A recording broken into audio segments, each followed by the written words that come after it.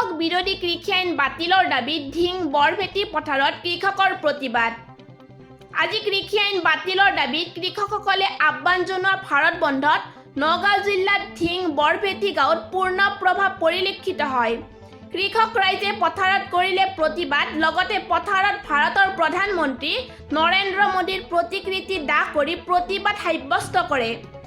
কৃষকসকলে Narendra Modi go back, BJP go back, কৃষি bill বাতিল কৰক, কৃষকৰ ওপৰত অত্যাচাৰ বন্ধ কৰক আদি শ্লোগানেৰে পৰিৱেশ উত্তাল কৰি তোলে।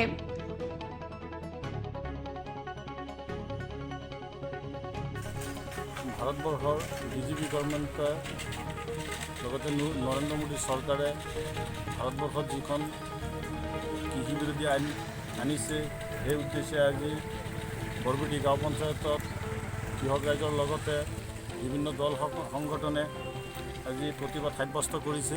এই আইনখন মানি নলয়, অতি সোনকালে এই আইনখন উঠাই ল'বৰ কাৰণে আজি জোৰদাৰ তাৰ বাবে প্ৰতিবাদ সাব্যস্ত কৰিছে,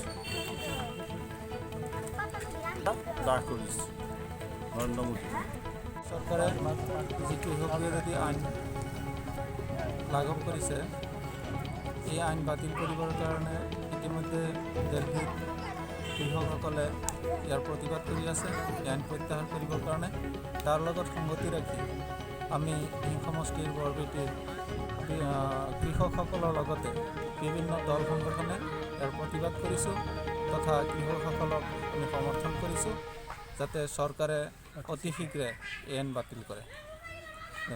বদ্ৰবাৰৰ পৰা জুৱেল উদ্দিনৰ ৰিপৰ্ট, পাব্লিক সংবাদ।